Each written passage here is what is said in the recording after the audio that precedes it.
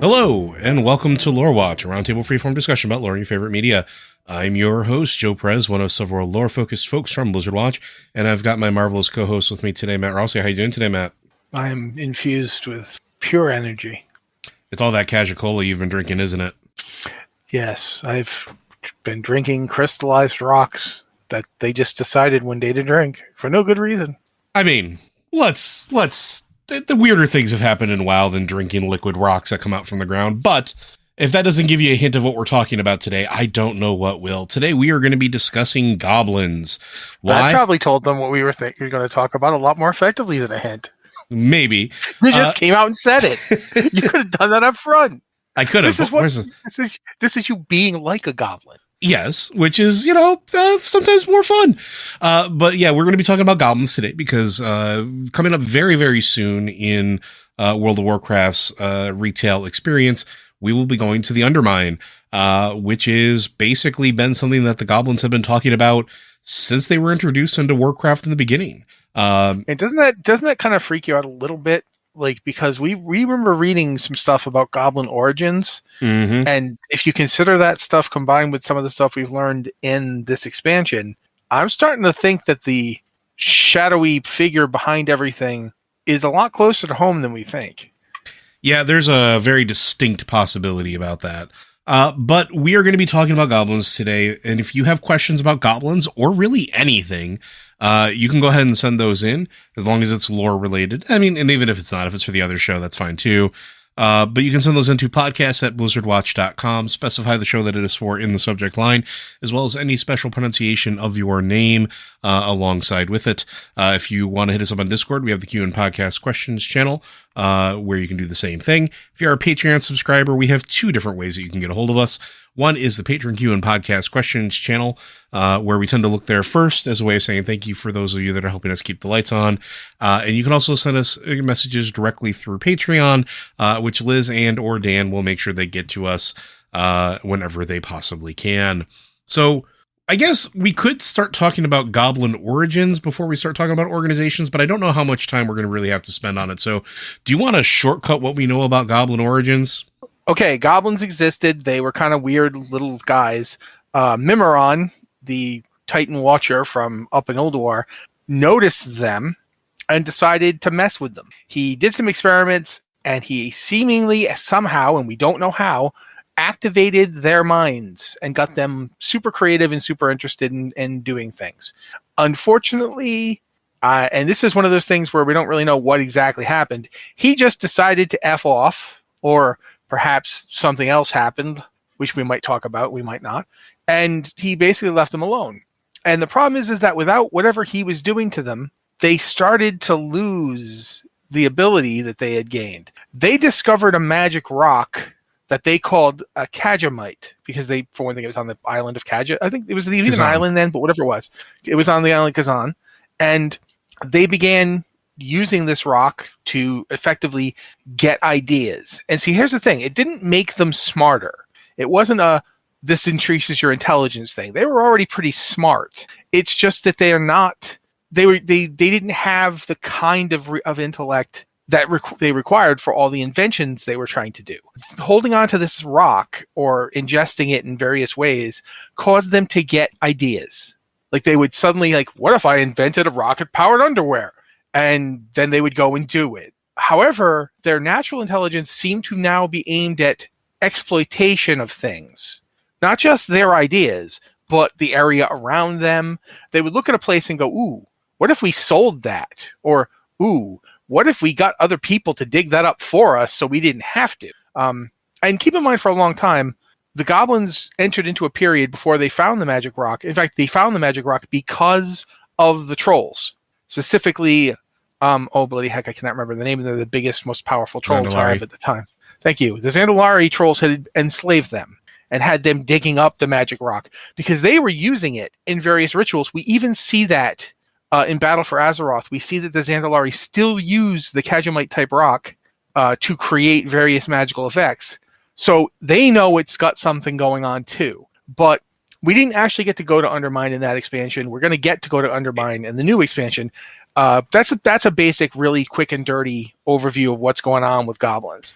Now, They got monkeyed with. Oh, there's more. If Well, I was Joe's gonna say- going to talk about more, great. well, no. I was just going to say, isn't that a little bit? That's what we discovered recently, because I think back in Chronicle Volume 1, they originated from the forest near Ulduar, didn't they? Originally, that's what they were claimed. They said they originated from the forest, and he saw them. It doesn't say the forest near Ulduar that I can remember. If you're right, you're right. Yeah, because I think, and maybe I'm misremembering this, but I'm the chronicles are within arm's reach, and I'll probably dig through them in a second here. But I'm pretty sure that Mimron discovered Kazimite first, and that the goblins were just small forest creatures that he decided to experiment on with it, and that's what happened with them. But regardless, everything else is pretty accurate. Zandalari trolls being not exactly the nicest of people, because it is. I wasn't arguing that Kazimite wasn't something Mimron discovered. Absolutely, it is. It is the thing that he was experimenting on. But I don't see anywhere saying exactly where he found them. Like, I don't see. I'm looking right now. Oh no, here we are. You're right. Forests are right near Ulduar. So yeah, maybe that is where he found them. Yeah, and I think this goes to like how, again, things were a lot more connected before the Great Sundering. Because for that matter. Also, we know that the goblins apparently share a common ancestor with pygmies, right? Yes. And so it's quite possible that the goblins ended up scattered around because of the Sundering. Yeah. Well, the other thing that we don't know is the Isle of Kazan could also be literally the forests that were around Ulduar, because if you look at where the map of Ulduar is right now, it's very, very north. There are sections of land that could have been broken off and traversed around. We also know that Sholazar Basin is right there as well. Yeah, we also know that when there was when it was all one continent, that there was a giant road going straight south from Ulduar. So seeing the forests around Ulduar, I mean, for that matter, some of the forests around Ulduar ended up floating with half of Ulduar when they got taken away and made into the Halls of Valor. I mean, a lot of stuff happened. So they don't necessarily have to have. They could have disseminated themselves away from that area because, why did half of it just rip up into the sky? Let's run. I mean, that there's lots of reasons that they might have moved somewhere else. Yeah, and part of the whole thing with the Zandalari trolls discovering the goblins too was their search for Kazimite, because the Zandalari trolls had discovered this rock, and they discovered Kazan and the goblin race. They used them to help dig, and then eventually found a vast deposit of Kazimite underneath Kazan, which is what the Undermine is. It's this vast mining city, essentially, of goblin origin that is left over from when they were forced to basically take these magic rocks out of the ground under the guise of the Zandalar, which leads into the liberation and trade wars. And that's the interesting thing too, since we're talking about this. Basically, whatever happened to them with the original Kazimite and Mimron's experimentation, it had worn off. Like they were more or less normal, and it's the Zandalari's fault that they got re-exposed to it. The Zandalari forced them to dig it up, which meant they were now touching it all the time. Now that's their fault, and also their fault is that Neltharion had enslaved a bunch of goblins for a while too. And he was forcing them to work with stuff like adamantium and so forth. He was essentially putting them on mining, the same kind of work that the Zandalari would later put them through.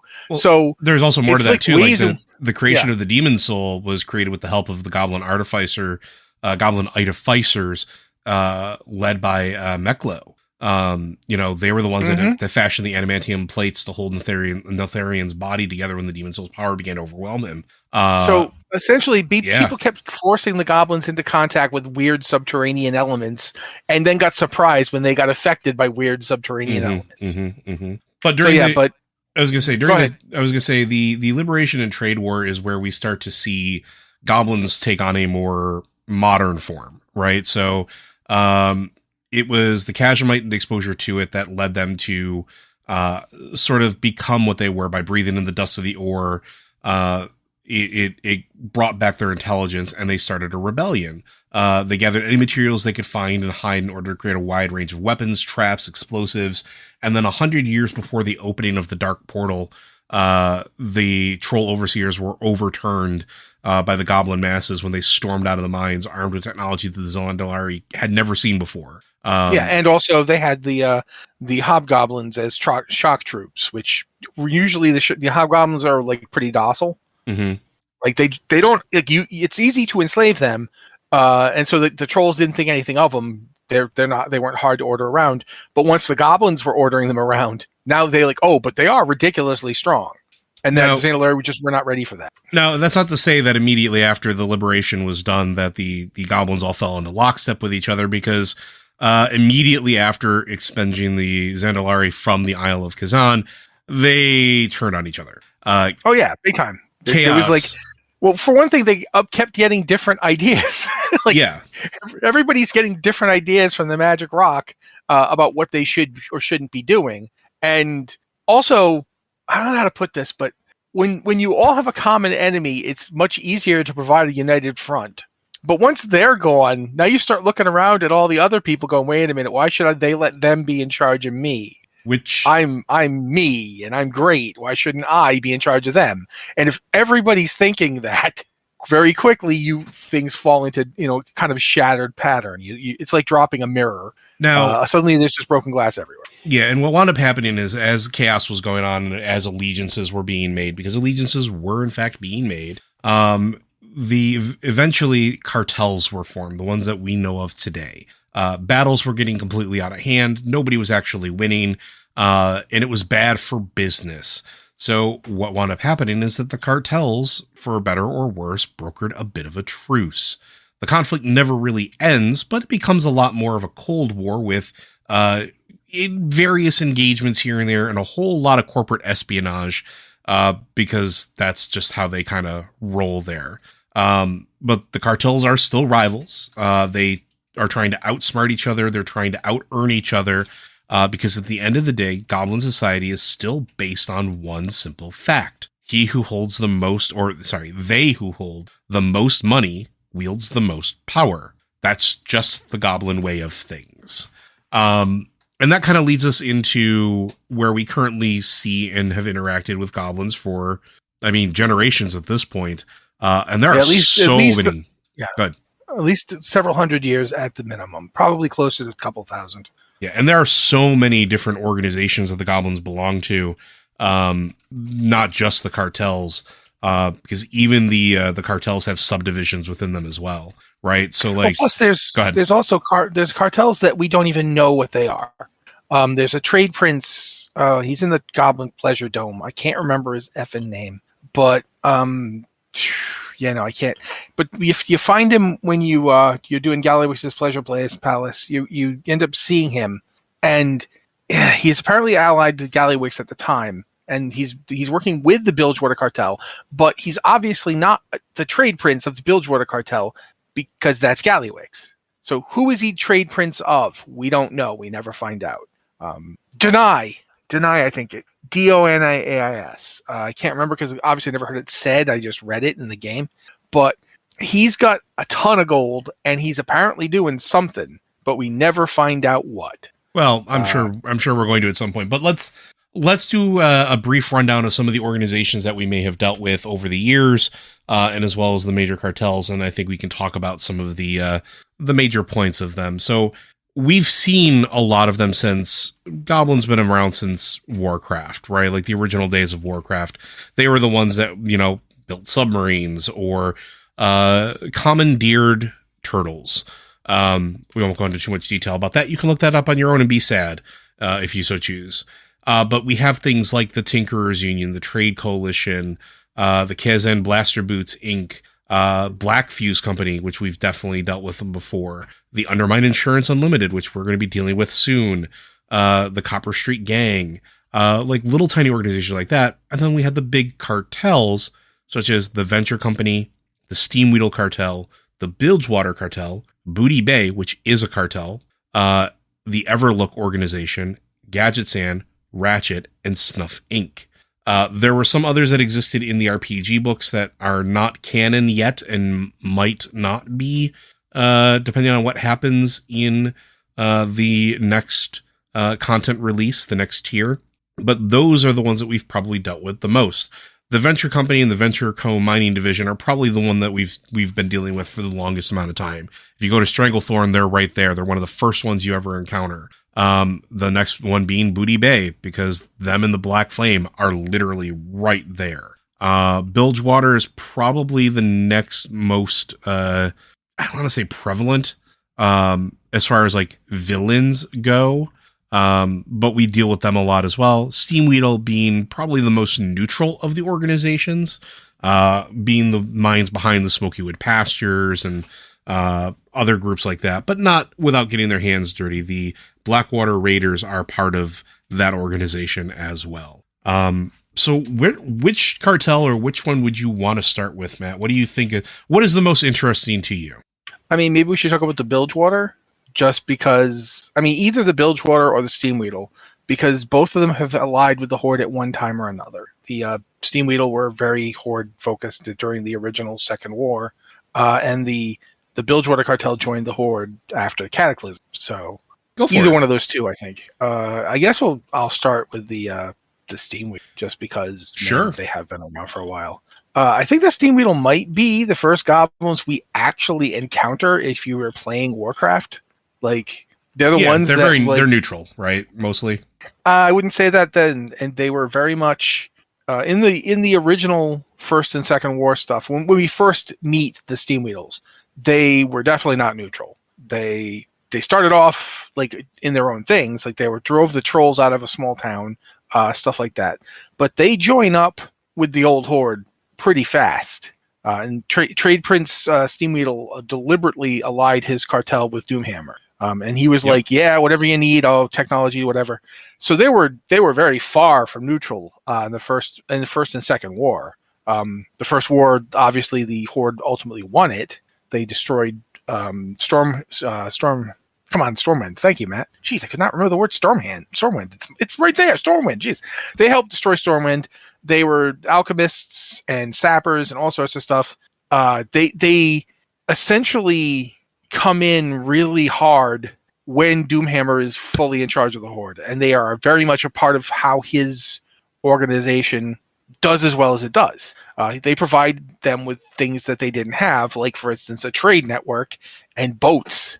Well, also Zeppelins and the Goblin Sappers, I believe, were part of this. Yeah, absolutely. Sappers, alchemists, all that stuff. If you see a Goblin unit in Warcraft 1 or 2, and especially in Warcraft 2, it's Steamweedle. But after the Second War, because the Second War was a pretty big defeat for the Horde, they kind of went like, okay, we need to not be associated with the Horde anymore because they lost. And since the goblins weren't really very much on Azeroth, aside for like a couple of little places, like, Ratchet, Gadgetzan, it was easier to just kind of pull back. Yeah, to be neutral. I would not describe them as neutral. I feel like calling them neutral I would call them as neutral. At the time, I'm talking about at the time that the Second War ended. It was much less that they were neutral and much more that they were not hostile. And there's a difference there. But it I think over the then years until the Third War, it's the Third War and the aftermath of the Third War that you really see the Steamweedle cartel going, hey, it's just there's more money in playing both sides here. Because here's the thing, you can't really be neutral between the Horde and Alliance before the Third War because the Horde was done on Azeroth. It was in camps. And yet, without Thrall, basically, having his uprising, getting his people out, and then somehow making alliances with these trolls and with the Tauren, he suddenly created an organization where they didn't have one anymore, and a much bigger organization in a lot of ways. The Horde that we have now was just much, even at the end, just at the beginning of World of Warcraft, the Horde that existed at the beginning of World of Warcraft was just so much more complex and so much more wide-ranging than the Horde of, the First and Second War, that there's where Steamweedle becomes neutral, because they don't want to be part of the Horde and risk anything like what almost happening again. They didn't want to have like full-scale war with multiple nations in Azeroth, but with the Horde and Alliance now facing each other, there's a ton of money to be made in doing all that stuff. And you'll notice that the Horde never lost its reliance on goblin technology. No, but there's another layer to that too, which we'll get into when we start talking about the build. Oh yeah, absolutely. But the Bilgewater still comes in fairly late.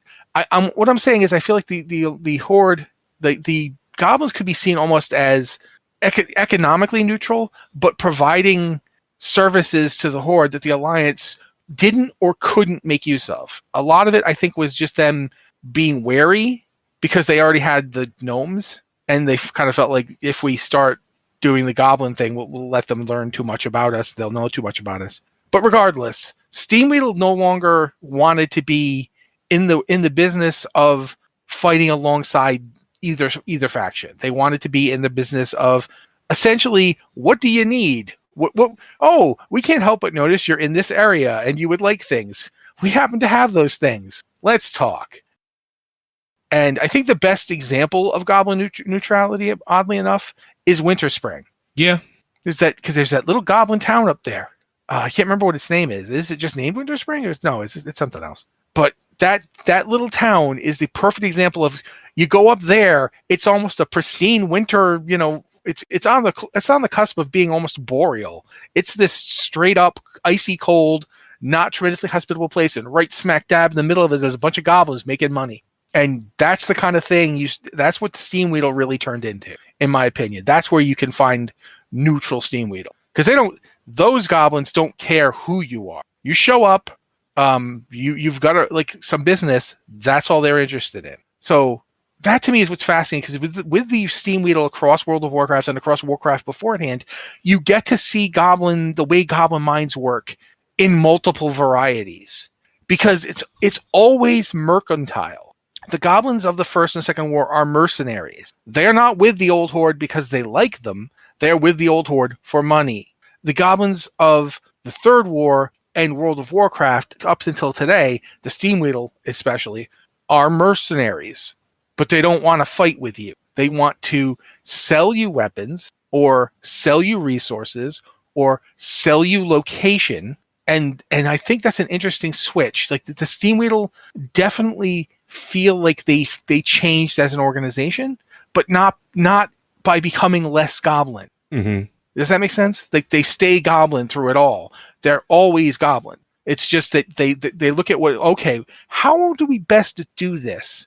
The Old Horde was so hostile that you almost had to join them to make trade with them. But the New Horde isn't. And we don't have to really be a member. And so I feel like that's what Steamweedle's neutrality comes from. That was the most economically viable option. Anything else you want to talk about before we move on? No, I think that's one of the things that I think is where a lot of the ideas of neutral goblinhood comes from, is from the Steamweedle. Because of everything you just said, because that is, again, they're the ones that have determined, at least compared to some of the others, that remaining neutral makes the most money, and that's what they really want. That's what their priority is. Now, yeah, like if picking sides means that you create a hostile marketplace, is really where it comes down to. Also, the giant sea turtles thing, but you've already said that you don't know if you want to talk about that. So, for the short version is that the Steamweedles during the original Warcraft game were the ones that, after they joined the there wasn't the Dark Horde at the time, but after they joined the Horde, they created the Zeppelins, they created the submarines. They're the ones that enslaved and created the airtight shacks that were part of the back of the giant sea turtles. So they were not exactly nice per se, and they made a lot of money off of Augur and Doomhammer. Yeah. So do you remember when I said earlier that they had a good mind for exploitation? I didn't mean that to sound like I thought it was good, like morally, but in terms of their facility. Like, you put a goblin in a situation and he will come up with the best way to exploit it as fast as they can. That's one of the things they're really good at. Mm-hmm. And you even see that with goblin shamans, which we'll talk about later. Yeah, now, I think the other thing that we'll talk about right now is I think we should talk about the Bilgewater cartel a little bit, because that is probably the next most common one for folks to have dealt with, because the Bilgewater is run by one trade prince Monty. Well, it's Gazlowe now, but it was formerly under trade prince Jaster Gallywix, who brought them into the Horde. If you play a Goblin Horde member, you are playing a member of the Bilgewater cartel. They're also one of the largest of the cartels, which I think is also fascinating. Yeah, they're not exactly even good for the Horde per se. I don't know if you want to talk about that at all, Matt, or... I mean, it's interesting that since we talked about the fact that you meet them as a Goblin player, they're introduced in Cataclysm, as you pointed out, and although sometimes that may feel like it was yesterday, it's actually been, 14 years. When they were introduced, the Bilgewater had been spoken about occasionally, but when a player first played a Goblin and you first get to see like their above ground stuff on Kazan, and then you see how ridiculously terrible Trade Prince Gallywix is. It's one of the first things you get to see, because Deathwing attacks Kazan and destroys some of it, and you and a bunch of other people are fleeing the devastation, and Gallywix immediately, essentially reduces all of the goblins trying to escape using his boats into slaves. Like, he straight up ruins them financially. He takes everything, because he can. He can do that. And it's not until, as a goblin, you basically end up, shipwrecked, and your character is the reason that the Bilgewater cartel joins the Horde, not Gallywix. Gallywix, in fact, like, the fact that Gallywix came out of that as the trade prince still is just hilarious. It's one of those moments where you're like, Thrall, really, seriously, I get that there's a cataclysm happening, but this guy, really? This guy? You're going to put this guy in charge? So yeah, Gallywix he's a character I don't even know how to explain just how astonishingly good he is at maneuvering, but also how incredibly inept he is at actually leading. Yeah, he is the worst. I was going to say, I think leading is not necessarily the right word for it. I think he's pretty good at leading with an iron fist. He's like what we would consider like the old school corporate mentality.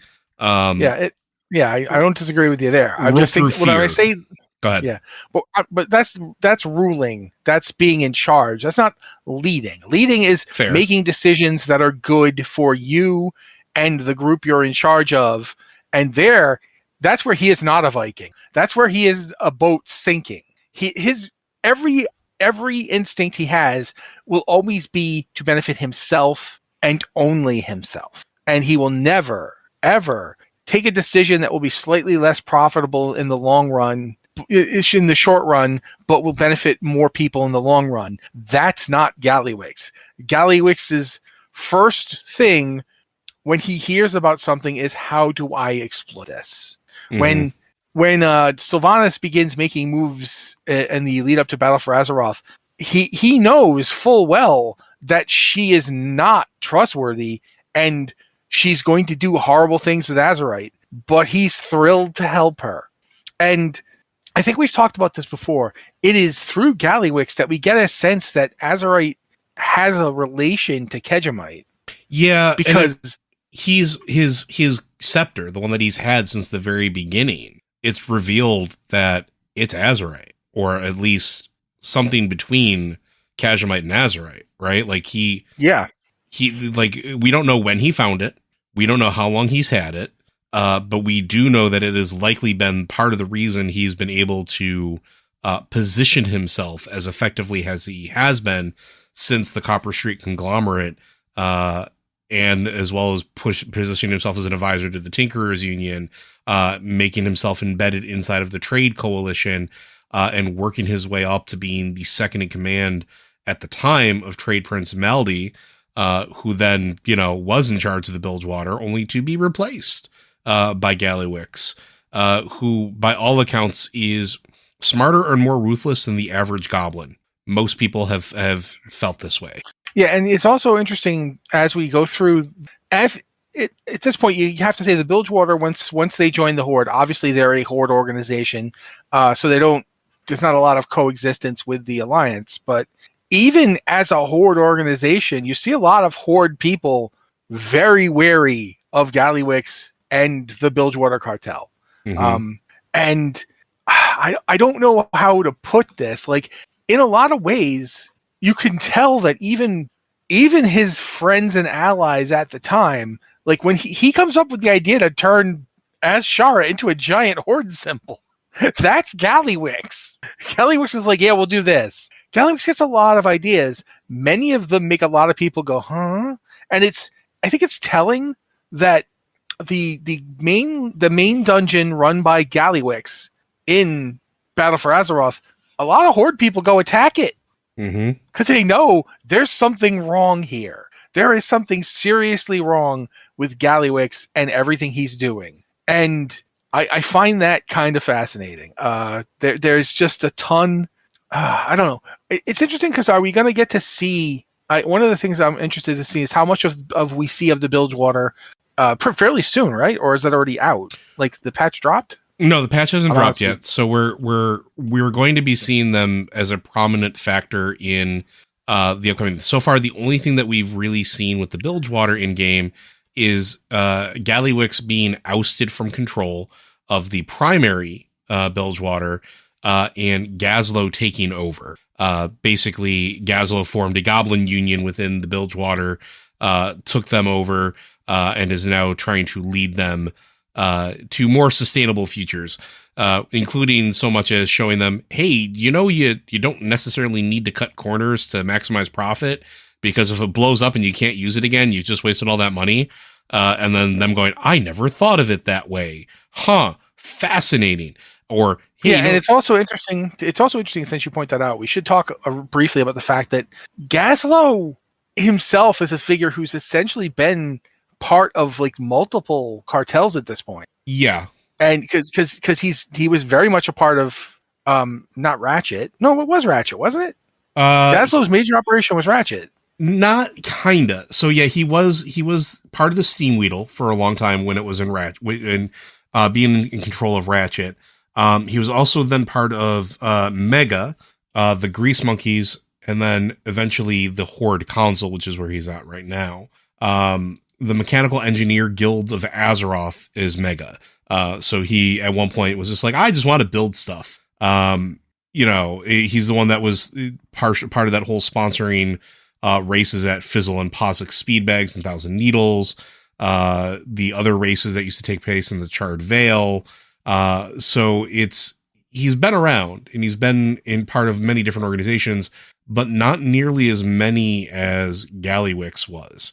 But the other side is, aside from his association with the Bilgewater under Gallywix, most of his associations have been clean. And as a goblin goes, that is unheard of. He's probably the most respectable, and I say that with air quotes, of the goblins we've really interacted with.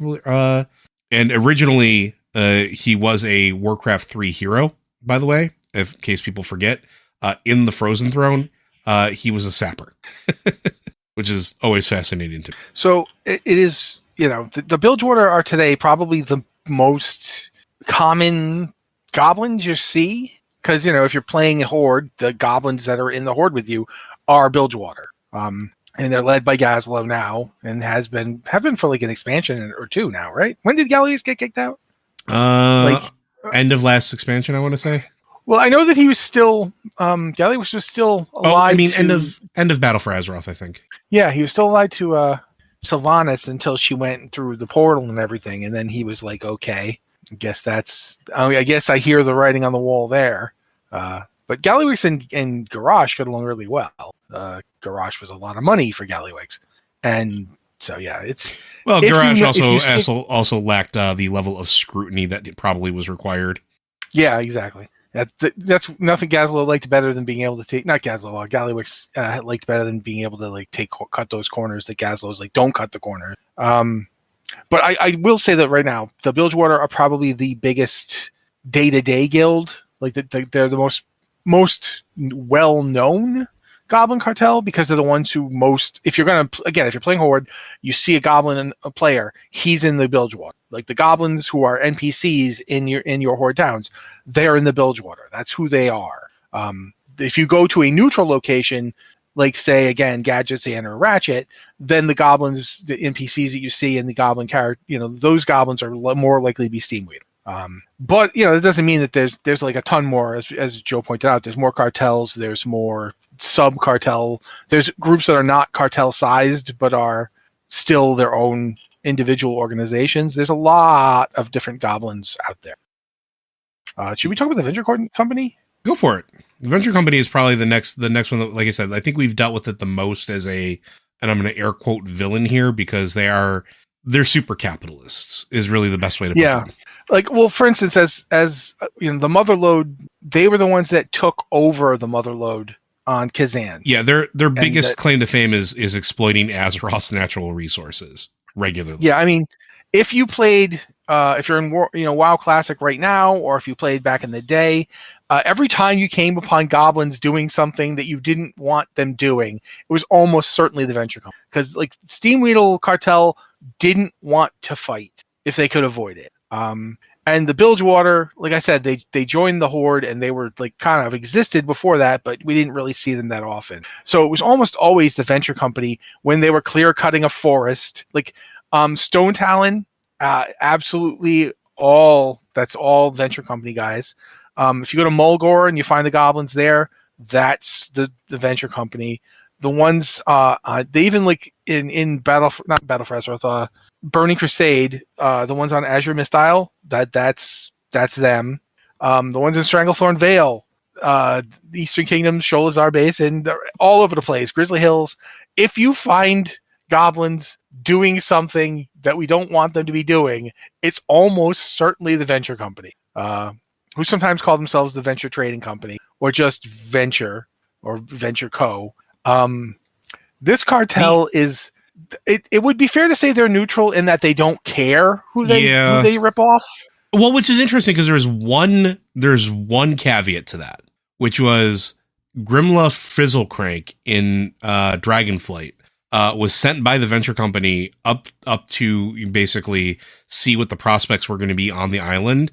But apparently, upon seeing the beautiful landscape, decided, no, this is not viable at this time, which is very ungoblin-like of the venture company. So while it's really not their normal, which is while there is a spa there, there is no natural resource exploitation happening there. Very, very, very interesting. I think that has something to do with the fact that there's a whole lot of really big angry dragons in that area. Yeah, and goblins aren't stupid. They're often greedy. They can be immoral, but they're not morons.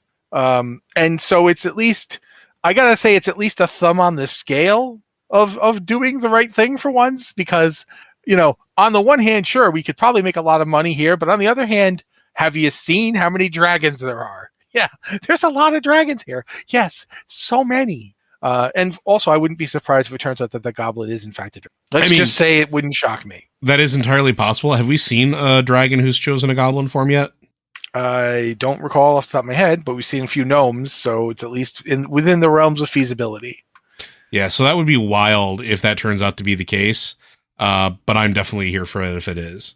But that said, like, Matt's right. If you've ever experienced like the oil rigs, the drilling, I think they're even present on the I think it's them on the Siren Isles. If I'm doing all the digging, exploring, and exploding of caves, I'm not 1,000% sure, but it sounds like something they would do. So like, I'm pretty sure it's them. So they're everywhere, and you've likely dealt with them at some point.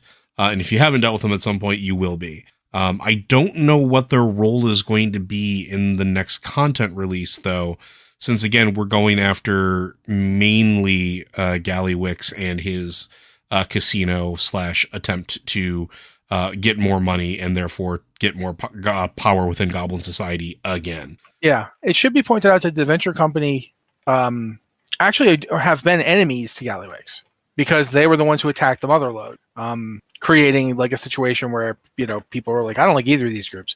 The Venture Company is usually headed by moguls, not trade princes, even though it's basically the same deal. It's a difference. It's kind of like being a trade prince, or it's kind of like it's more like a president of the company. It's more like a president of the company. But regardless, they are not. They're simultaneously like almost like like personifications of goblinness, and yet also they're kind of distinct in goblin culture in that they are the most aggressive goblins you're going to run into. Like, they are the ones most likely to jump into a giant robot mech with a goblin face and buzzsaw hands and try and kill you. The Steamweedle are certainly not averse to trying to kill you, but they're not eager to do it. And the Bilgewater have joined the Horde, so they know sometimes we're going to have to kill people. But again, they're not looking to do it. You show up at a venture company place, you could just be trying to ride through on your way somewhere else. They're going to try to kill you because they are very determined that nobody else. They are like seagulls going mine, mine, mine, mine, mine. And in both meanings of the word, they're simultaneously strip mining everything, and also they don't want you anywhere near their stuff. That's a really great way to put it. Like they're essentially the ones that get the claim first, and then protect that claim by whatever means necessary. Yeah, they do not care why you are there. You shouldn't be there, and they will attack you. And that's something. I think it's one of the reasons Gazlowe ended up running the Bilgewater for the Horde, is because Gazlowe had experience in working with other people who aren't goblins. And the venture company has always hated him and has tried to kill him on numerous occasions. They've tried to take over, they wanted to take over like Undermine. They wanted to take over Ratchet. They wanted to take over Gadgetzan. The venture company are the most aggressive goblins who aren't Gil Goblins or Gilblin. So yeah, there's a lot to that, in my opinion. It's interesting to see the venture company operate. But yeah, I definitely think that they're not going to... They might, in fact, be an antagonistic force when we go after... I want to say Gazlowe, but I mean Gallywix. They might be like a hostile force when we go after Gallywix, but they're not going to be working with them. Yeah, and I mean, that is... We don't know exactly what we're going to be doing. We do know that we're going to be aligning ourselves with one of the cartels. When we get there, we're going to be essentially picking one of them to back, whether it's the Bilgewater or Steamweedle or even the venture company.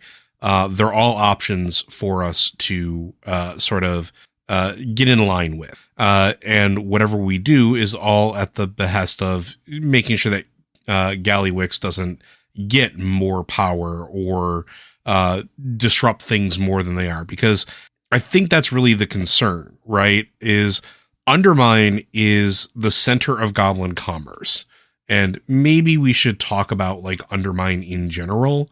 I mean, what we know about it, or what its current state is.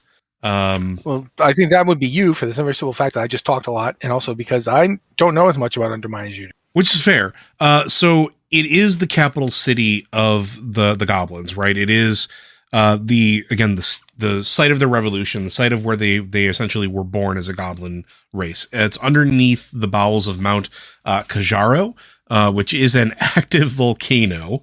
Just going to throw that out there. And it's what you see exploding in the opening sequence in Cataclysm, which brings the goblins to the Horde, or at least that particular sect of goblins. It's basically a giant complex city. It's got a bunch of network of tunnels that lead into it, vaults, tubes of lava that are used to illuminate and heat the city, as well as be to redirect through there. It has what they call sluice towns, which are essentially, for lack of a better term, it's a real life thing where you, if you've ever seen a miner panning for gold inside of an old movie about the gold rush, that's what those are. They're towns that have founded themselves at the edge of a river or water body that carries natural resources, or precious resources. In this case, I believe it's Kashmite. But in real life, it would be like gold or silver deposits or iron deposits, through the waterways that can be panned out. Those are there. And there's one of the interesting things is you can find troll slaves in the Undermine. Turns out not all of the trolls got out when the revolution occurred. And there is for the Bilgewater basically hold a good chunk of it, including the port that's there. But it is essentially the gigantic metropolis of the goblins. And I'm going to be fascinated to see it, because it's one of those things where we've been teased it for a very long time. So long. It was well before Cataclysm. Like before we ever knew anything about Kazan, other than the fact that it existed. We've been hearing about Undermine. We heard about Undermine, I think, in Warcraft 2. We heard about it in Warcraft 2 when the goblins were first really kind of like coming up to speed. We also heard about it in the original Warcraft manual. So if you got Warcraft Vanilla when it first released, there was a very thick book that came with it. And in that book was a lot of stuff that never made it to live servers at that time that we would find that would come later, whether it was dwarf mages or the Dragon Isles, or in this case Kazan. We wouldn't get there till much later. But it was also present in the Warcraft RPG. And again, while it is considered non-canon, the depiction of it was like this seedy, like Las Vegas style city, that the trade princes controlled their private armies and trade fleets and led them as if they were 1930s mob bosses, or at the time. And I find that absolutely fascinating, because what we're seeing in the previews for going to Undermine is that some of that was actually preserved. Because what are we doing there? We're going there to essentially disrupt Gallywix's casino, and he's running it as if it was an offshoot of like the movie Casino. We do know that there is also many other areas of the Undermine that aren't necessarily purely based off of the cartels themselves. There are tons of alchemists and tinkerers that are not essentially part of anything, but are part of the trade coalition that are based out of here, that are more than happy to sell their wares to whoever wants something to explode. We know that there are tons of experimental shops here for weapons and armor. And we know that this is where hobgoblins are originated from. We are probably going to learn more about the origins of hobgoblins, because again, Matt pointed out that they're docile. They're also not very intelligent. If you remember trolls, and we had that big long episode of trolls, we talked about the troll berserkers. They're giant. They're not necessarily the smartest creatures.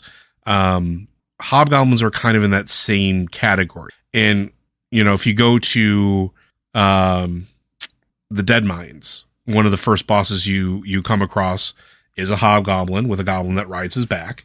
But it's going to be fascinating to see their origin, I think, because they've been around forever, for such a long, long time.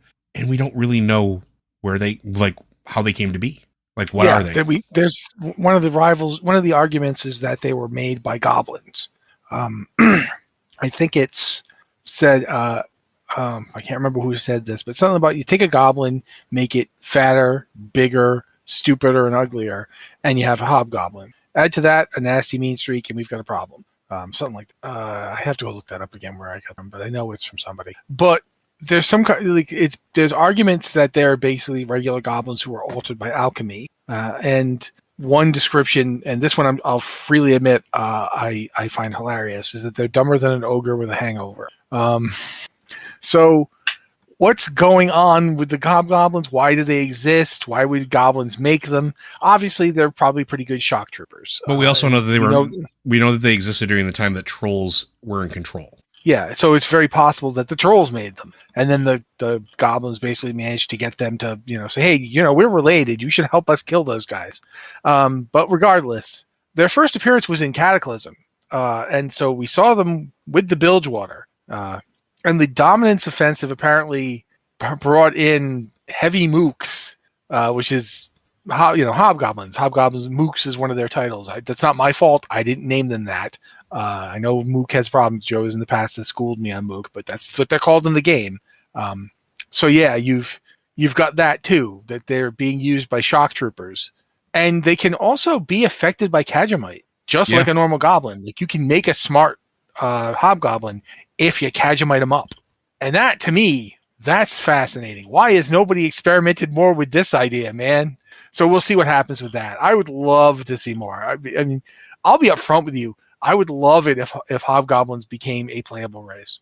I don't care if they're an allied race or what. I would just love it if they were an option. Like, I'd love it if we ended up getting something weird, like Alliance would get ogres and the Horde would get hobgoblins. And I'd be like, why do the Alliance get ogres? Oh, because of the ones on Draenor, the ones that have their own whack empire and don't like the Horde very much. So yeah, but I would love to see more from the hobgoblins. They're one of my favorite things because we know nothing about them, and it's been over a decade.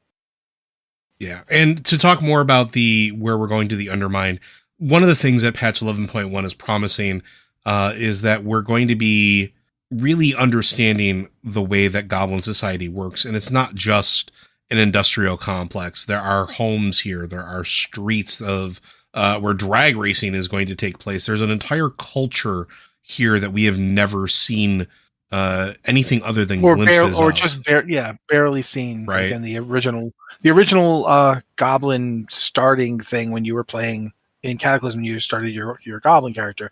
You got a little tiny glimpse of it. Yeah, and we're going to be wiped out. And we do know that we are going to be working with the 4 major cartels, where we're going to get to choose who we want to back with, whether it's the Bilgewater under the control of our good friend Gazlowe, the Steamweedle, the Blackwater, or even the Venture Company. Because again, the Venture Company, Gallywix is bad for business.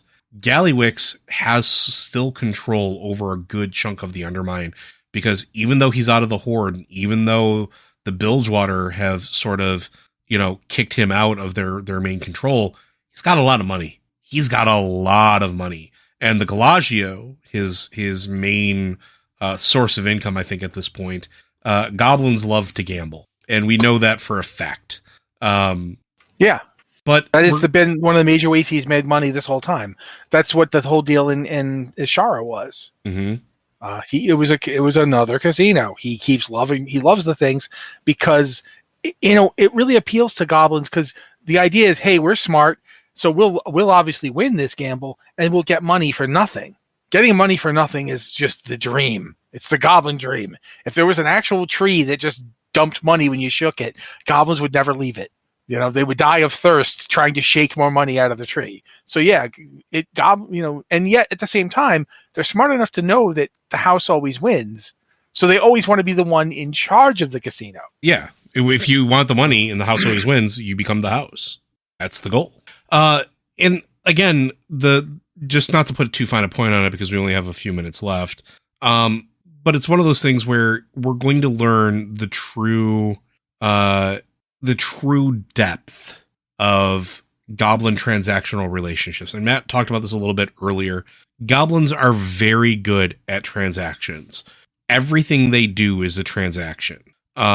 Even the stuff that Gazlowe does is a transaction. If you go back and read the short story and you go back and do the stuff in Battle for Azeroth where he's, kind of getting people on his side, it's all transactional. Hey, you get more benefits if you come over here. It's not, hey, this is better for you. This is the right thing to do. It's, no, you get something out of this. And showing them what they get out of it and what they need to give him in return and making it so that they agree with that transaction. We're going to see more about that. It makes them very good at things like, even as I remember way back when Goblin Shaman were first introduced to the game, and there was a lot of very upset people until you realize, and I talked about this for, I think, hours at some point. Everything that a shaman does, unless it is a dark shaman, anything they do is transactional with those spirits. It's asking them to do things. It's not forcing them to do things, unless, again, you are a dark shaman. Goblins excel at that, at getting things to do what they want by basically brokering that transaction. And so they're a very good shaman, whether it is working with a fire elemental to rain destruction down upon the enemies, or working with water elementals to heal, or the air elementals to whisk away them from danger. Whatever the case is, they excel at it because they understand They want something from this. We want something from this. Let's find that neutral ground. And we're about to have an entire update, an entire patch that is all of that personified in an entire civilization. And I'm kind of excited to see how that works out. Because it's not just about gold. Gold's a pretty big part of it. But I mean, gold is one form of profit, but you can profit in a lot of different ways. And profit can mean a lot of different things. And anytime there is profit to be had, goblins are essentially very good at it. Goblins are the only ones who can basically step up to the brokers and talk in their language. They're the ones who the ethereals have tons of cartels. The ethereals can't beat them. When it comes to understanding benefiting yourself through an action, goblins are among the masters of it. They are just very good at this. Yes. But I think that's going to do it for today, unless you have anything else. I wish we talked about the Blackwater Raiders more, but time does run away from me. Well, maybe there'll be a second episode where we go into more detail about some of these smaller ones. But for now, folks, I do want to thank you for joining in. Blizzard Watch is made possible due to the generous contributions at patreon.com/BlizzardWatch. Your continued support means that this podcast setting community is able to thrive and grow. Blizzard Watch supporters enjoy exclusive benefits like early access to the podcast, better chance at having your question answered on our podcast with a Q&A and ads-free site experience. If you have questions for this or any of our podcasts, be sure to send those in to podcast@blizzardwatch.com. Specify the show that it is for inside of the subject line and any special pronunciation of your name. If you want to hit us up on Discord, you can. We have the Q and Podcast Questions channel set aside for the same thing. And if you want to hit us up and you're a Patreon subscriber, we have the Patreon Q and Podcast Questions channel, where we tend to look there first as a way of saying thank you. You can also send those in on Patreon if you want to send them in that way. And we will be sure to get those into our grubby little hands, and we will add them to the shows as we possibly can. But with that, folks, we'll see you next week.